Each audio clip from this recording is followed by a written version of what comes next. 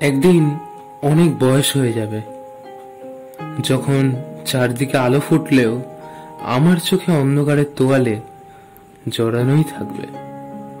তখন কলমটা শক্ত করে ধরতে চাইলেও হাত পিছলে পড়ে যাবে। দরজায় এসে প্রিয়জন ঠকঠক করে ঠোকা দিলেও দৌড়ে গিয়ে আর দরজাটা খুলতে পারবো না। জীবনে বাঁচার ইচ্ছা এবং শরীরে হাড়ের ভাঙন দুটোই অনেক বেড়ে যাবে। একটি হাত ধরতে গিয়ে সমস্ত ঘরের আলো নিভে যাবে, জ্বলে থাকবে শুধু একটি ঘরের কোণে একটি ছোট ল্যাম্পের আলো।